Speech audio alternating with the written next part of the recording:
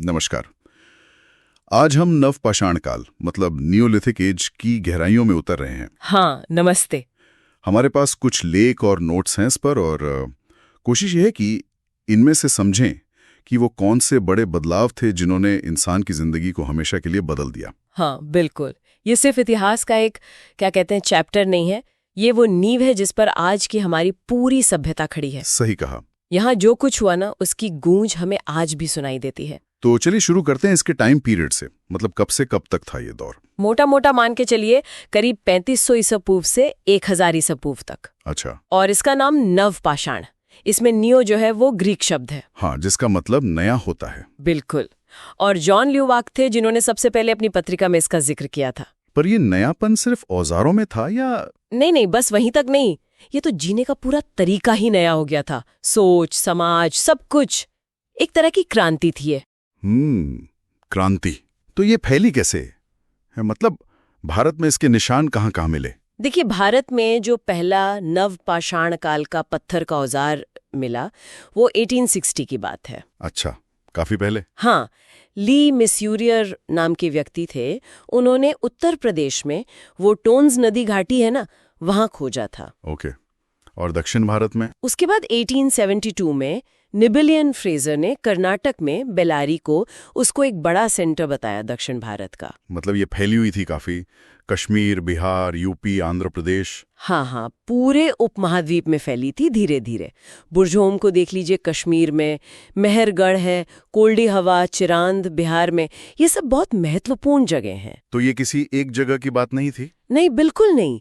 ये बदलाव जैसे एक लहर की तरह फैल रहा था, अलग अलग जगहों पर अपने हिसाब से। और इस लहर का या कहें इस क्रांति का सबसे बड़ा कारण तो शायद खेती की शुरुआत थी, है ना? बिल्कुल, मेरे हिसाब से तो यही वो टर्निंग पॉइंट था। हाँ, इसी ने सब बदल दिया। शिकारी संग्राहक वाली जिंदगी खत्म और इंसान बन गया खाद्य उत्पादक, फूड प्रोड्यूसर। खाना बदोश जीवन छोड़कर एक जगह टिक गया। हाँ, ये बहुत बड़ा शिफ्ट था। सोचिए, कल तक जो रोज खाने की तलाश में यहाँ वहां भटक रहा था, अब वो प्लान कर रहा है, फसल उगा रहा है, उसे स्टोर कर रहा है। कहाँ के सबूत सबसे पुराने माने जाते हैं इस मामले में? इस पर थोड़ी बहस है एक्चुअली। मेहरगढ़ जो अब बलूचिस्तान में है, वहां करीब 7000 ईसा पूर्व पुराने गेहूं और कपास के सबूत हैं। 7000 ईसा पूर्व? हाँ, और उधर इलाहाबाद के पास कोल्लीवा है, वहां भी लगभग उसी टाइम के 7000-6000 ईसा पूर्व के चावल के सबसे पुराने सबूत मिले हैं। चावल के? अच्छा। और दक्षिण भारत की बात करें तो वहां बाजरा और रागी वगैरह उगाने के निशान मिलते हैं। मतलब अलग अलग इलाकों में वहां के मौसम और जमीन के हिसाब से फसलें चुनी लोगों ने। बिल्कुल। और फिर खेती के लिए नए तरीके, नए औजार, वो सब भी तो डेवलप हुए होंगे। हाँ, यहीं पर वो पॉलिश वाली कुल्हाड़ी आती है जो इस दौर की पहचान मानी जाती है। सही। वो गहरे ट्रैप पत्थर की बनती थी। ट्रैप पत्थर मतलब? वो काफी मजबूत पत्थर होता है और उस पर खास तरह की पॉलिश होती थी। वो पॉलिश सिर्फ चमक के लिए थी? नहीं, उसका असली काम था औजार को ज्यादा मजबूत और धारदार बनाना। अच्छा। हाँ, इससे लकड़ी काटना, जंगल साफ करना, जमीन खेती के लिए तैयार करना, ये सब काम बहुत आसान हो गए। वो उस जमाने की आप कह सकती है हाईटेक चीज थी। अरे वाह। और भी तो कई चीजें हुई, जैसे आग का इस्तेमाल तो शायद पहले से पता था पर अब रेगुलर हो गया। हाँ, आग पर कंट्रोल बेहतर हो गया। खाना पकाना, सर्दी से बचाव, जंगली जानवरों को दूर रखना, आग का नियमित इस्तेमाल शुरू हुआ। और मिट्टी के बर्तन, कुंभकारी जिसे कहते हैं। हाँ, पॉटरी। ये भी बहुत बड़ा आविष्कार था। अनाज वगैरह रखने के काम आया होगा। बिल्कुल। और पहिए का आविष्कार भी इसी दौर में हुआ। लेकिन उसका इस्तेमाल शायद गाड़ियों के लिए नहीं था शुरू में। नहीं, शुरू में लगता है कि कुम्हार के चाक में ज्यादा इस्तेमाल होता था बर्तन बनाने के लिए।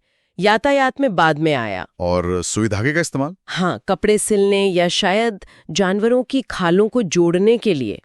और नाव बनाने के भी कुछ संकेत मिलते हैं। कमाल है, मतलब कितनी सारी नई चीजें। हाँ, और ये सब मिलकर रोजमर्रा की जिंदगी को बदल रही थीं।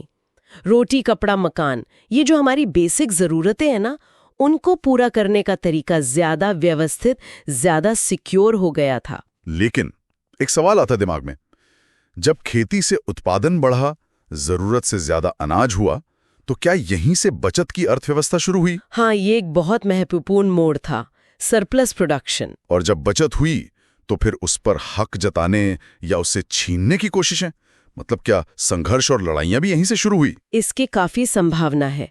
जब संसाधन जमा होने लगते हैं तो उन पर कंट्रोल को लेकर, बंटवारे को लेकर झगड़े तो होते ही हैं। और शायद इन्हीं झगड़ों को सुलझाने के लिए या अपने समूह को बचाने के लिए किसी लीडर की जरूरत पड़ी होगी, मुखिया या नेता टाइप का कोई। अच्छा, तो लीडरशिप का कॉन्सेप्ट यहां से उभरा, ऐसा माना जाता है। और ये भी हो सकता है कि यहीं से समाज में ऊंच नीच की शुरुआत हुई हो।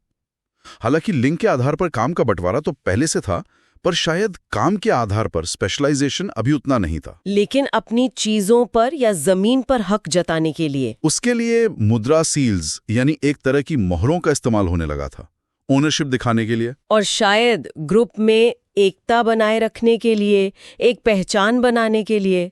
वो जाति देवता या टोटम वाली बात। हाँ, कुलचिन्ह जैसी अवधारणाएं ये भी इसी दौर में विकसित हुई होंगी ताकि समूह एकजुट रहे। ये भी तो सोचा जा सकता है कि जैसे पशु पालने से जानवरों के बारे में जानकारी बढ़ी होगी। बिल्कुल, मतलब एक तरह से जीव विज्ञान की शुरुआत। और मिट्टी के बर्तन बनाने से, आग के इस्तेमाल से रसायन विज्ञान का कुछ आइडिया लगा होगा। हाँ, मटेरियल साइंस या केमिस्ट्री की बिल्कुल शुरुआती समझ। और खेती बारिश पे निर्भर थी तो शायद मौसम का अंदाजा लगाने की कोशिश, उससे ज्योतिष या खगोल की पहली किरणें फूटी होंगी। तो मतलब नवपाषाण काल सिर्फ पत्थर घिसने का दौर नहीं था। कतई नहीं। ये तो वो टाइम था जब खेती आई, इंसान एक जगह बसा, नई टेक्नोलॉजी आई, समाज बदला और ज्यादा कॉम्प्लेक्स हो गया। सही कहा। ये इंसानी कहानी का एक बुनियादी, एक फंडामेंटल पड़ाव था। इसने सिर्फ हमारे जीने का तरीका नहीं बदला, इसने हमारी सोच बदली, हमारे आपसी रिश्ते बदले, और शायद हम आज जैसे हैं उसका बीज इसी दौर में पड़ा। सत्ता, संघर्ष, संसाधन, इन सब की जड़ें कहीं न कहीं यही मिलती हैं। तो चलिए आज की चर्चा को यहीं रोकते हैं, लेकिन जाते जाते एक सवाल श्रोताओं के सोचने के लिए छोड़ जाते हैं। हाँ, जरूर। क्या नवपाषाण काल में जो पैटर्न उभरे थे, संसाधनों के लिए संघर्ष, लीडरशिप की जरूरत, समूहों के बीच तनाव, क्या वो पैटर्न आज भी हजारों साल बाद हमारे मॉडर्न समाज में किसी न किसी शक्ल में मौजूद हैं? सोचने वाली बात है।